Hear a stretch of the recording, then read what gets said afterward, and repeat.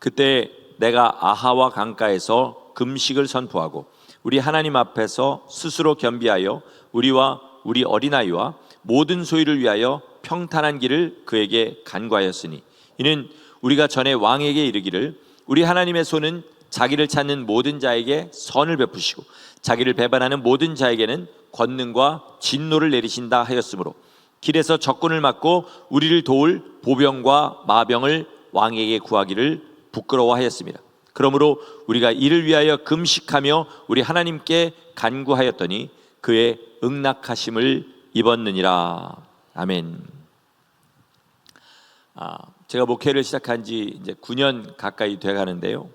처음 목회를 시작할 때부터 자주 듣던 설교자가 있습니다. 그분은 들을 때마다 제 마음에 꼭 맞는 그런 말씀을 꼭 그렇게 하고 저절로 아멘이 나오게 하는 그런 설교를 하는 분입니다. 그분이 누구냐면 뉴저지 함께 지어져 하는 교회 조성용 목사님입니다. 이게 무슨 소리냐 그러고 웃지도 않으시네요. 농담이에요.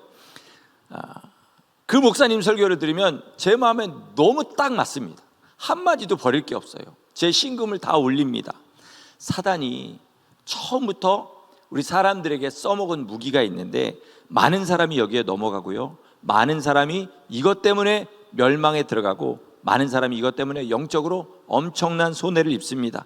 그 무기가 뭐냐면 바로 이 한마디예요. 하나님께서는 너를 특별하게 생각하셔. 이거예요. 나는 다르다는 거예요.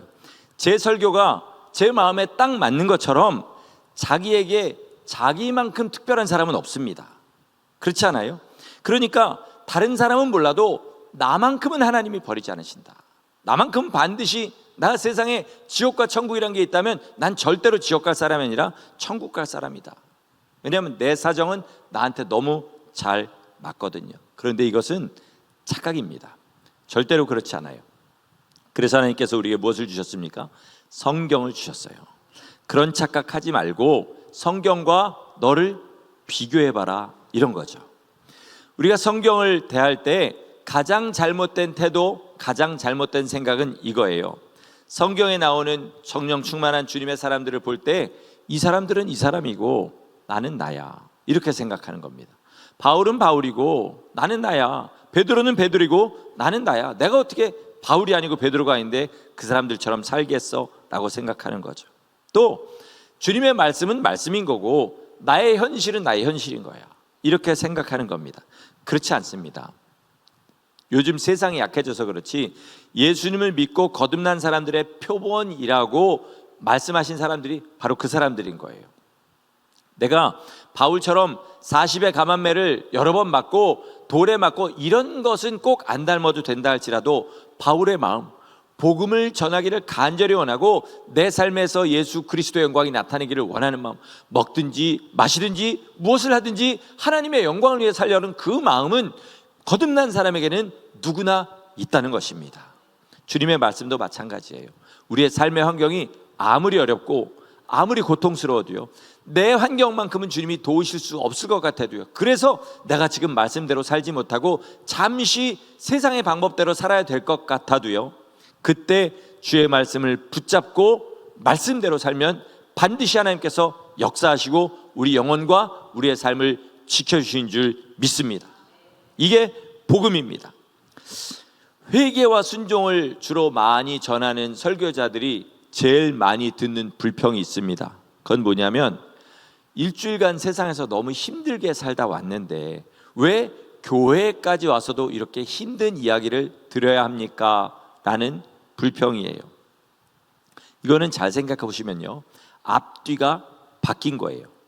세상에서 힘들었기 때문에 교회는 위로를 해줘야 된다는 생각은 뭐예요? 천국과 이 땅의 우선권이 바뀌어버린 겁니다. 세상은요, 분명히 하십시오. 여러분의 가족도, 여러분의 직장도, 여러분의 몸조차도 여러분이 예수님을 열심히 믿고 영원히 구원받는 것을 기뻐하지 않습니다. 절대로 가만히 내버려 두지 않아요. 그렇기 때문에 세상이 일주일 동안 우리를 주님 믿지 못하도록 열심히 방해했기 때문에 교회 나오면 어떻게 됩니까? 우리 마음을 다시 주님께로 돌리는 것이 교회의 사명입니다. 설교자의 임무예요.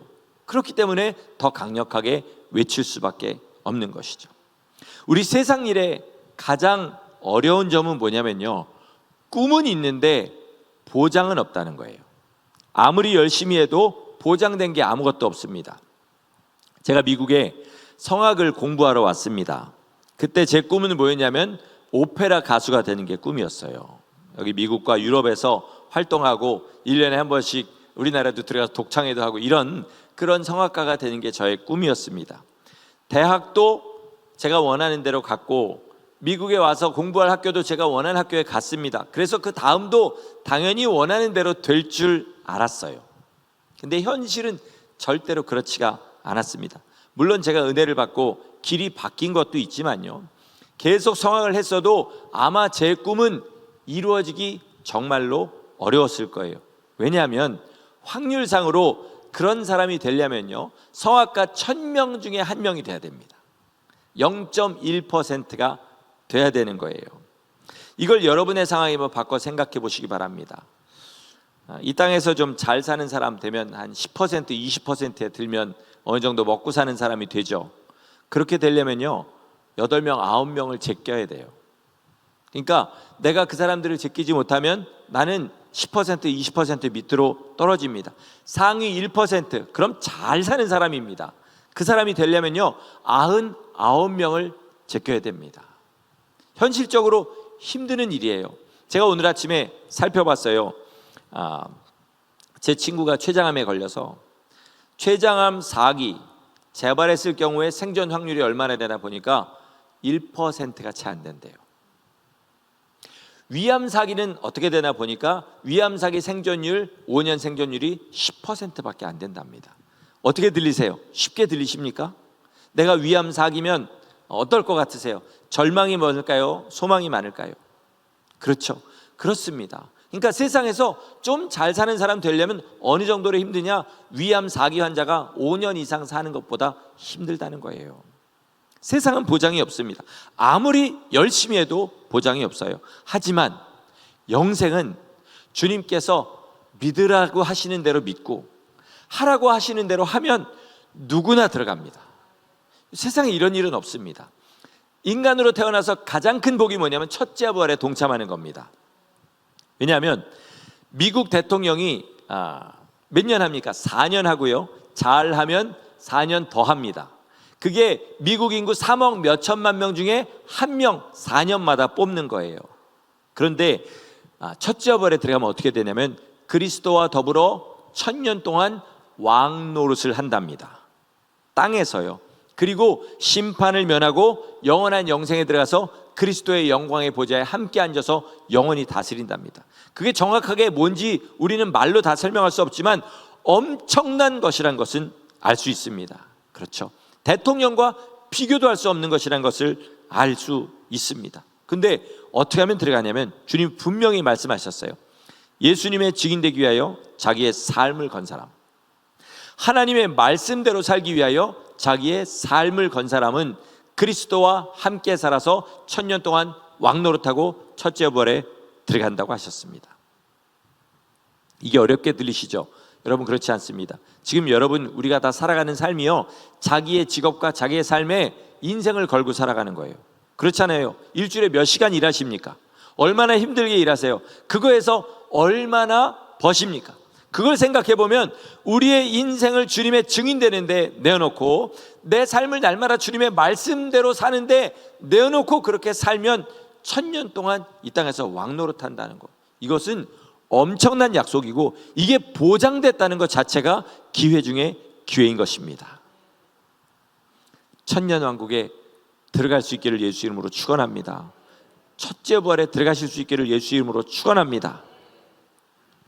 그러니까 이것보다 더 특별한 대우는 있을 수가 없어요.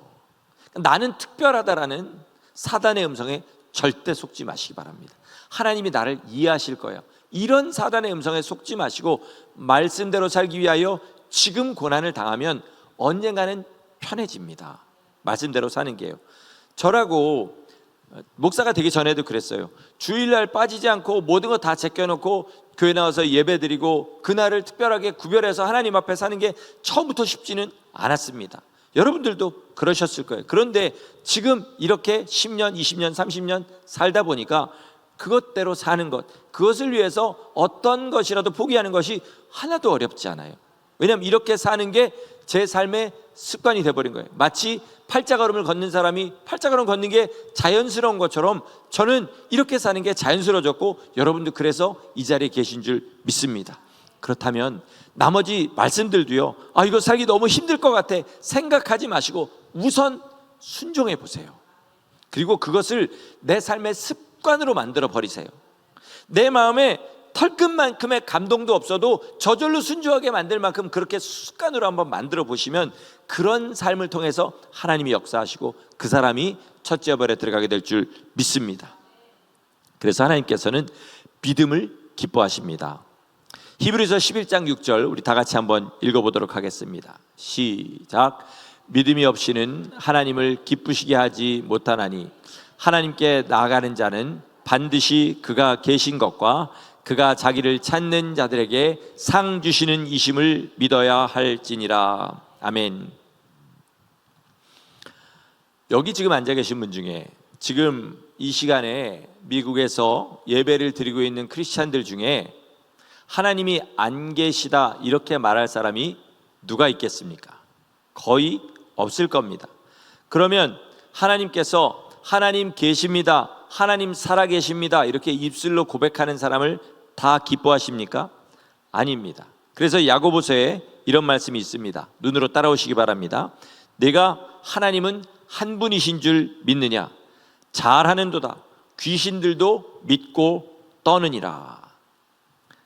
귀신이 구원받습니까? 안 받죠. 하나님 귀신을 기뻐하십니까? 안 기뻐하세요. 하나님께서 계시다고 하는 사실, 하나님께서 유일하신 한 분이시라는 사실은 귀신도 믿는 겁니다. 그러니까 문제는 뭐냐? 그 하나님이 지금 나와 함께 하시고 그 하나님이 나의 주인이시냐는 거예요. 이게 믿음인 거죠. 그것은 뭐가 증명하느냐? 그 사람의 말과 행동이 증명합니다. 다시 말해서 사는 모양이 그것을 증명해요. 아이리가 이제 2살 반인데 아이리만한 애기 하나는 옆에 있어도요 사람의 말이 바뀌고 행동이 바뀝니다. 그렇잖아요. 애들 보는 앞에서 할 수 있는 일이 있고 할 수 없는 일이 있으니까 바뀌어요. 자, 어려운 사람이 같이 있습니다. 존경하는 사람이 같이 있어요. 그러면 더 하겠죠. 이번 달에 박보영 목사님이 이제 뉴저지에 오십니다. 제가 박보영 목사님 안 지가 지금 9년 가까이 됐는데 처음 목사님과 함께 했을 때는 굉장히 어려웠는데 지금은 그래도 많이 편해졌습니다. 그렇다고 해서 제가 그분 앞에서 함부로 말하거나 함부로 행동하지 않아요. 왜 그렇죠? 존경하니까. 같은 목사로서, 같은 성도로서, 같은 인간으로서 제가 그분을 존경하니까 그분 앞에서는 함부로 말하고 함부로 행동하지 않습니다. 그런데 자그마치 천지를 지신 하나님, 우리를 사랑하셔서 몸을 내줘서 피를 흘리시고 우리를 구원하신 하나님, 그리고 장차 우리에게 천국과 지옥을 심판하실 하나님이 우리와 함께 하신다는 것을 믿습니다. 그러면 삶이 절대로 같을 수 없어요. 아무 말이나 막 하고 살지 못하고요, 아무런 행동이나 막 하고 살지 못합니다. 그러므로 우리의 말과 행동은 반드시 절대로 우리의 믿음과 연관이 있습니다. 믿으면 제일 먼저 뭘 조심하게 되냐면 말을 조심하게 됩니다. 그래서 야고보서에 보면 말에 관한 이야기가 참 많이 나와요. 누구든지 듣기는 더디하고 말하기는 아니다. 듣기는 썩게 하고 말하기는 더디하라. 이렇게 되면 간증이 되는 거죠, 그죠? 또 혀는 아무도 길들이지 못한다. 우리의 생애의 바퀴를 불사르는 불이다. 그렇게 얘기해요. 그러니까 뭐하라? 재갈 물려라. 이렇게 얘기합니다. 제가 자주 언급하는 이용도 목사님은 그 호를 뭐라고 지었냐면 여러 번 말씀해서 외우실 거예요. 시무원, 보고도 말하지 않겠다 이렇게 지었어요. 근데 이용도 목사님만 그런 게 아니라요, 많은 역사의 믿음의 성도님들이 다 그렇게 하셨더라고요. 조약돌을 하나 집어서 입에 물고 다녔다는 그런 성도들, 그런 역사에 주님이 쓰신 종들이 많아요. 그래서 어떻게 하냐? 입에 물고 있으니까 바로 말이 안 되잖아요. 그러니까 말하기 전에 한번 생각하고 이게 해야 될 말이면 그때 도를 뱉어내고 이야기를 하는 거예요. 왜 그러냐면 그만큼 말을 제어하는 게 어렵기 때문이고, 동시에 그렇기 때문에 반드시 말을 제어해야 되기 때문에 그렇습니다. 가끔요, 제가 목사란 사실을 잊어버립니다. 제가 45세 목사가 됐으니까 그전까지 제가 뭘 즐겼다고요? 농담을 굉장히 즐겼습니다. 그러다 보니까 조금 분위기가 좋아지면 저도 모르게 실없는 농담을 많이 하게 돼요. 그렇게 말의 고삐를 풀어버리면요, 저녁에 가서 뭐 그냥 사람들 즐거우라고 농담한 거 말고요, 이게 말의 고삐가 풀리다 보니까 아무 말이나 막 한 것들이 생각이 나게 돼요. 그러면 잠이 안 옵니다. 잠이 안 와요.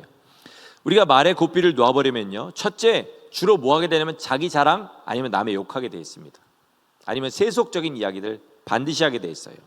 둘째, 그거보다 더 중요한데요, 나를 주님이 쓰셔서 그곳에 있는 사람들에게 복음의 빛을 드러내기를 원하시는 성령님께서 그때부터 방해를 당하십니다. 성령님이 역사를 못 하시는 거예요. 내 말이 나한테 붙잡혀버리면 그렇다는 겁니다. 그래서 여러분, 말은요, 하는 것보다는 안 하는 게 유익하고요, 안 하는 것보다는 잘 하는 게 유익합니다. 훈련하셔야 돼요. 굉장히 많이 훈련하지 않으면 못합니다. 이거 아무도 못해요. 그렇죠.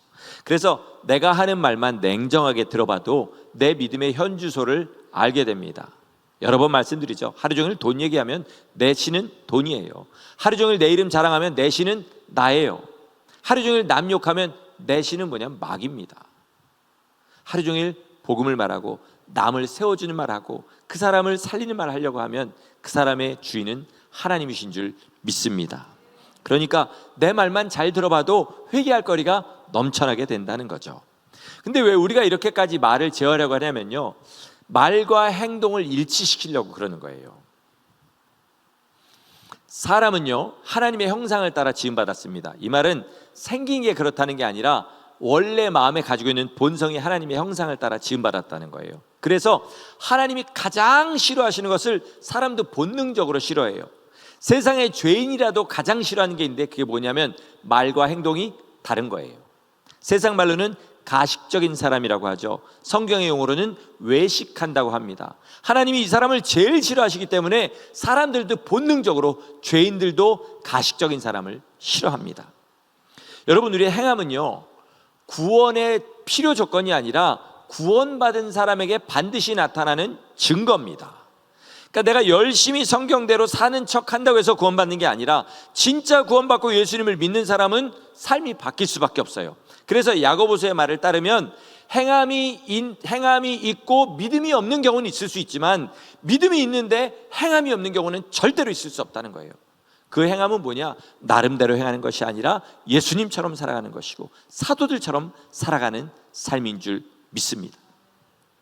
오늘 본문에 에스라 이야기를 왜 선택했냐면요, 에스라는 어떤 사람이었냐면 포로로 태어난 사람이에요. 그런데 율법사의 집안에서 태어나서 그래서 율법을 잘 배우고 거기서 율법에 능한 그런 선생님이 된 사람입니다. 이때보다 30년 전에 예루살렘 성전이 다시 지어졌어요. 고레스 왕의 명령으로. 그런데 이 당시의 왕은 누구냐면 바사의 아닥사스다라는 왕이었습니다. 이 사람이 하나님을 믿지는 않았지만 하나님을 두려워했습니다. 그래서 거기다 성전을 짓고 거기 있는 유다 사람들이 하나님을 잘 섬겨서 자기와 자기의 왕자들에게 저주가 임하지 않기를 바랬는데 소문을 들어보니까 그게 아니에요. 이 사람들이 거기서 제대로 안 사는 거예요. 왜? 모르니까. 그래서 에스라를 거기다 보내기로 합니다. 그리고 거기서 잘 가르쳐서 하나님 잘 섬겨라, 그래야 나도 좀 살 거 아니냐, 이렇게 보내게 돼요. 그리고 에스라한테 막대한 권세를 줍니다. 만약에 네 말 안 듣는 사람이 있으면 죽여라, 이렇게 막대한 권세를 줘요. 그리고 에스라가 수천 명의 사람을 뽑을 수 있게 해서 이제 떠나기 전인데 에스라가 한마디 말을 왕에게 못하는 거예요. 그게 뭐냐면 군사들 좀 붙여주십시오, 호위들 좀 붙여주십시오, 이 말을 못해요. 왜냐하면 그동안 어떻게 얘기했냐면 우리 하나님은 하나님을 섬기는 사람들에게 선하게 베풀어 주시는 하나님이시고 하나님을 대적하는 사람들에게는 권능과 그리고 벌을 내리시는 하나님이십니다, 이렇게 얘기했거든요. 그런데 막상 자기들이 수천 명의 길을 떠나는데 중간에 누군가 자기들을 덮쳐서 손해날까 봐 군사들을 붙여달라는 얘기를 하기가 부끄러운 거예요. 근데 여러분 여기 잘 생각해 보세요. 만약에 에스라가 그 왕에게 군사 좀 붙여주세요 그랬으면 왕이 그렇게 생각했을까요? 이놈 말하고 행동하고 다르네, 그렇게 생각하지 않았을 거예요. 왜냐하면 이방인이기 때문에 그 사람에게는 그냥 종교는 종교, 그리고 정치는 정치일 뿐이에요. 그런 사람입니다. 그러나 에스라는 뭘 알았어요? 사람들이 다 괜찮다고 해도 하나님이 보고 계신다는 거예요. 내가 그동안 그 왕에게 하나님을 그렇게 자랑한 것을 하나님이 흐뭇하게 보고 계셨는데 이제서 조금 마음이 불안해지니까 군사를 붙여달라고 할 때 하나님은 뭐라고 생각하실까?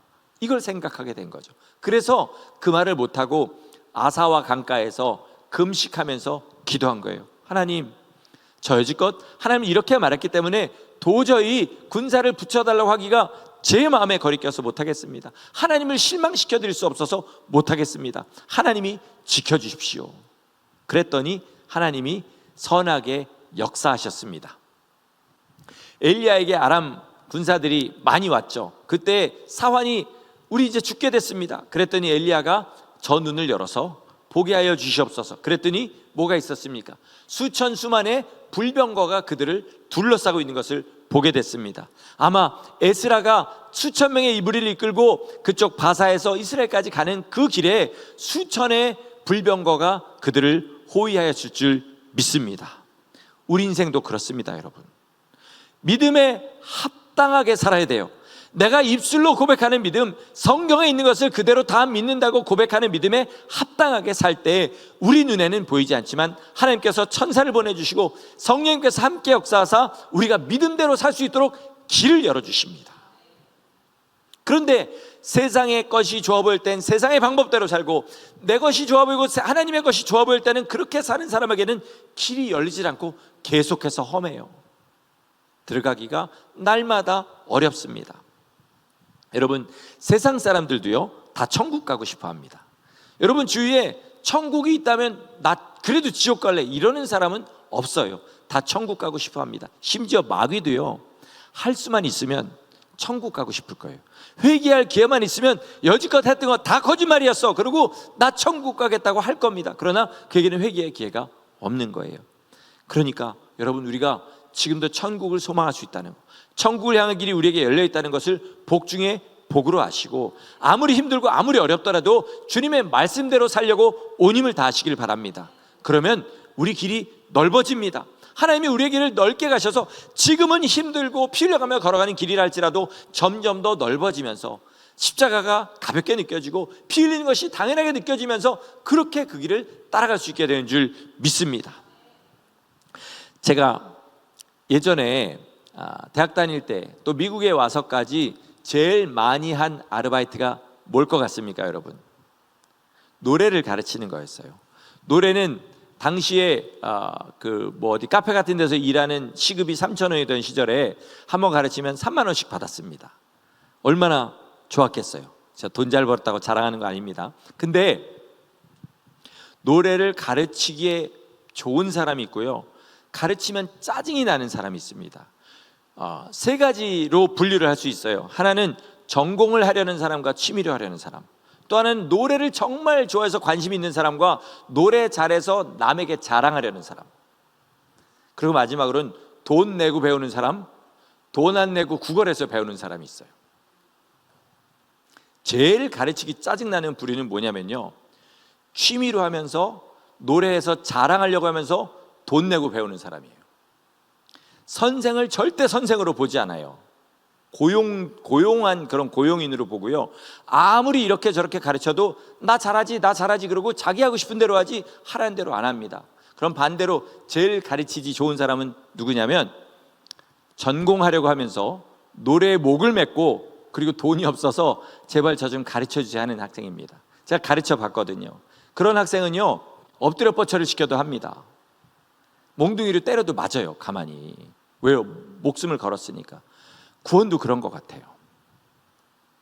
교회에 나와주고 하나님 믿어주고 이런 사람은 절대로 성경 말씀이 와서 닿지를 않습니다. 그러나 진짜 천국 가려고 예수님 믿고요, 내가 아무리 해봐도 난 천국 갈 가능성이 이만큼도 없어, 그래서 나는 예수님의 은혜 아니면 못 갑니다 라고 고백하면서, 그리고 내가 하는 모든 헌신과 주님 앞에 드리는 신앙생활이 이것 가지고 이런 상을 받는다는 것이 공짜처럼 느껴질 만큼 하나님 앞에 황송한 그 사람이 성경을 읽으면요, 스펀지가 물을 흡수하듯이 나 이렇게 살아야겠구나, 이렇게 해야겠구나, 그러고 주님 앞에 나가게 되는 것입니다.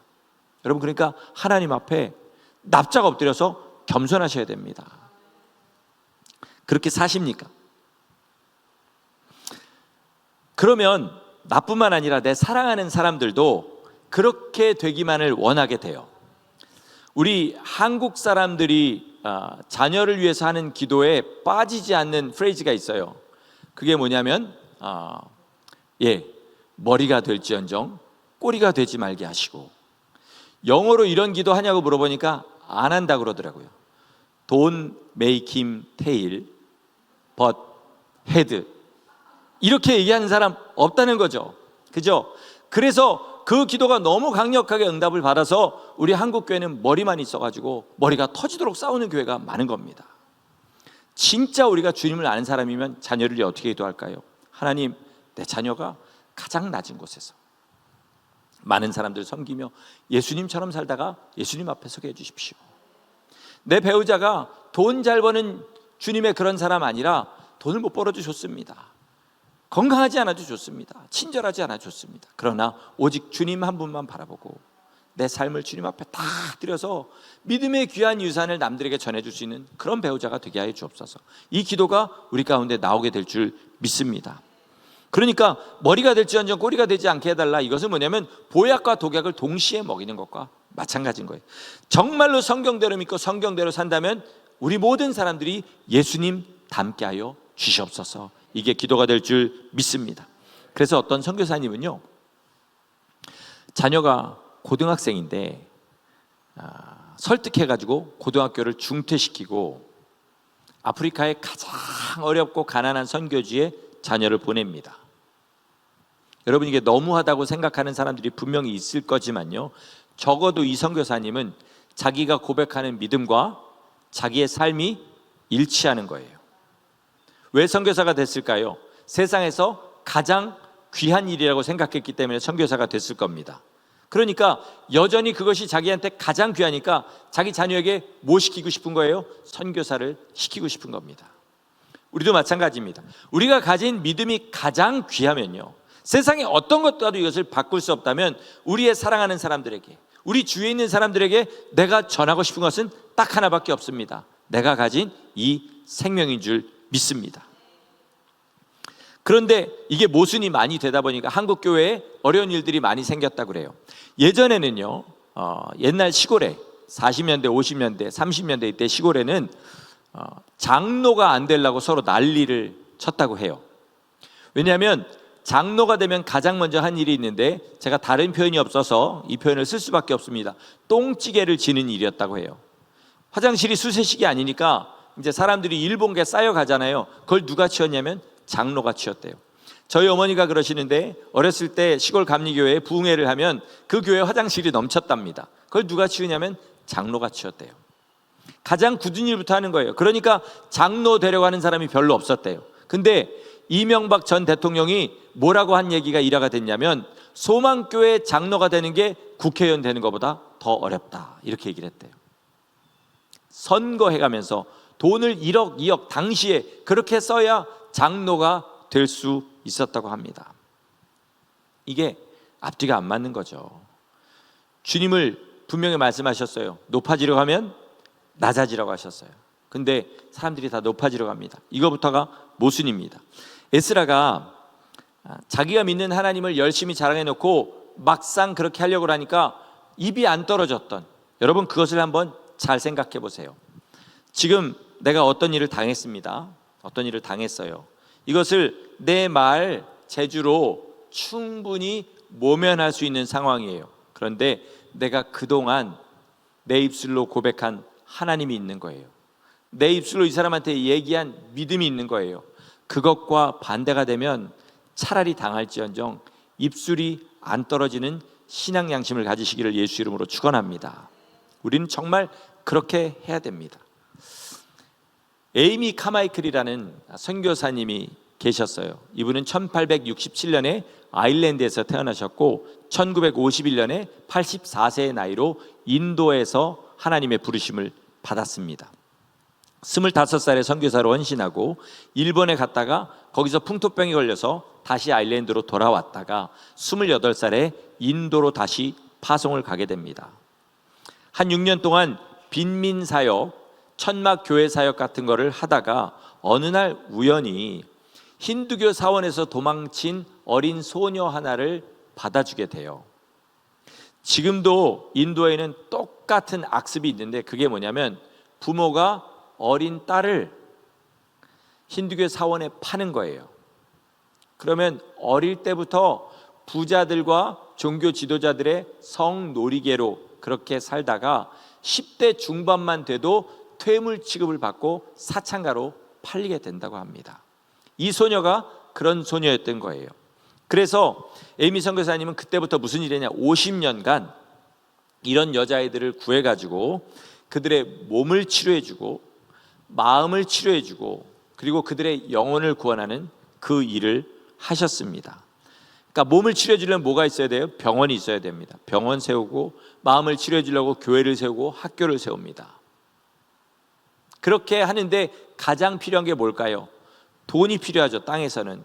자, 그런데 이분은 조지 뮬러 목사님처럼 절대로 사람들에게 손 벌리지 않고요, 오직 기도로만 필요한 것들을 받아 나갔습니다. 그래서 그 에이미 카마이클 선교사님 공동체가 물질을 다루는 원칙이 10가지가 있었는데요, 그 중에 우리 상황에 맞는 것만 몇 가지 읽어드릴 테니까 한번 잘 보시고 자기의 삶을 보시기 바랍니다. 기도는 우리가 하는 사역의 중심이다. 기도는 처음이고 마지막이다. 기도 외에 우리가 가장 필요한 것은 당연히 돈이다. 우리는 사람들에게 돈을 보내달라고 부탁하지도 않고 우리 대신 누가 부탁하도록 허락하지도 않는다. 누가 묻지 않는 한 우리의 필요를 절대로 알리지 않는다. 물을 때라도 무엇이 필요한지 다 알리기보다 될수록 침묵한다. 왜냐하면 다른 데 가야 할 돈이 우리에게 와서는 안 되기 때문이다. 기도한 후에는 하나님의 인장 도장이 찍힐 때까지 혹은 하나님의 식양대로 될 때를 기다린다. 즉 지목헌금이나 공사 착수금이 들어와서 하나님으로부터 확인 증표가 보이기 전까지는 일을 시작하지 않는다. 오해나 부정이 있는 돈은 돌려주거나 받지 않는다. 마지막으로 우리가 손익을 따지고 있을 동안 사단은 기회를 포착한다. 이게 이 사람들의 돈을 다루는 방법이었습니다. 이 선교사님도 조지 뮬러 목사님처럼 어려울 때는 있었지만 고아들을 굶긴 적이 없었다고 해요. 그리고 그들이 정말 필요한 것을 공급하지 못한 적도 한 번도 없었다고 합니다. 더 놀라운 사실은 뭔지 아세요? 이 선교사님이 마지막 20년, 2년도 아니고 20년을 윌체어에 앉아서 사역을 했다는 거예요. 넘어져가지고 다리와 허리가 뼈가 부러져가지고 그것이 다시 제대로 붙지를 않아가지고 그렇게 살고 마지막 3년은 침대에서 일어나지도 못했대요. 그러나 하나님 주신 그 사역을 다 감당했습니다. 자, 그러면 뭐가 증명됐어요? 사역은 건강으로 하는 거 아니다. 사역은 돈으로 하는 거 아니다. 믿음 생활도 마찬가지입니다. 믿음 생활 건강으로 하는 거 아니고요, 돈으로 하는 거 아닙니다. 뭘로 하는 겁니까? 믿음으로 하는 거예요. 순종으로 하는 거예요. 하나님의 마음이 우리 가운데 들어오는 것으로 하는 것입니다. 말씀을 마치겠습니다. 여러분, 하나님께서는 우리가 하나님께 심각한 만큼 우리에게 심각하십니다. 하나님의 은혜와 능력이 바닷물과 같이 풍성해요. 그런데 우리가 어떤 그릇을 가지고 있느냐에 따라서 그 그릇만큼만 퍼낼 수 있습니다. 종재기 하나를 가지고 있으면 은혜와 능력을 그만큼밖에 못 퍼내고요, 바가지를 가지고 있으면 그만큼밖에 못 퍼내고, 그리고 큰 함지박 같은 거를 가지고 있으면 그만큼을 퍼낼 수가 있는 것입니다. 복음은 뭐냐면 내가 지금 종재기 같은 그릇을 가지고 있을지라도 계속 순종하고 나면 그 그릇이 점점 더 커진다는 사실입니다. 여러분, 믿음의 어려운 순간에 순종하고 나가시면 하나님께서 그 그릇을 더 키워주시는 줄 믿습니다. 여러분, 우리가 주님의 말씀을 따라 살려고 하면요, 반드시 위기가 옵니다. 위기가 와요. 위기는 이렇습니다. 재정의 위기가 오고요, 건강의 위기가 오고요, 관계의 위기가 옵니다. 이것들을 피하려고 돌아가면요, 그만큼 시간을 손해보게 되고 방향을 잃어버리게 됩니다. 그러나 순종의 믿음으로 돌파하면 어떻게 되죠? 그것들이 깨져버리고 다시 그것들이 우리 앞에 설 때는 얼마든지 웃으면서 거기에다가 믿음으로 우리의 몸을 부딪힐 수가 있는 겁니다. 그러나 위기라고 해서 계속 피해가면 계속 뱅글뱅글 돌아가다가 가장 귀한 것은 놓쳐버릴 수도 있고 아이의 방향을 잃어버려서 영원한 구원에 들어가지 못할 수도 있습니다. 오늘 22절에 에스라가 한 말들을 계속해서 묵상해 보시고, 그리고 내 삶의 모습과 비교해서 하나님 뜻대로 살아서 정말로 예수님 닮은 삶을 살아서 우리 다 천국에 들어갈 수 있기를 예수 이름으로 간절히 축원합니다. 아멘. 기도하시겠습니다. 우리가 전에 왕에게 아뢰기를 우리 하나님의 손은 자기를 찾는 모든 자에게 선을 베푸시고 자기를 배반하는 모든 자에게는 권능과 진노를 내리신다 하였으므로 길에서 적군을 막고 우리를 도울 보병과 마병을 왕에게 구하기를 부끄러워하였음이라. 우리에게도 이 믿음을 주시기를 소원합니다. 내가 한 말들 다 기억하게 하시고 믿음으로 내 영혼에 새겨지듯이 고백하게 하심으로 하나님, 그것들과 어긋나는 삶은 살 수 없는 사람 되게 하여 주옵소서. 함부로 말할 수 없는 사람, 주님이 주신 말씀 외에는 아버지 할 수 없는 사람 되게 도와주시고 주님이 가신 그 길 끝까지 따라가서 첫째 부활의 영광에 동참하게 하시고 영원한 그날에 들어갈 수 있도록 주님 붙잡아 주옵소서.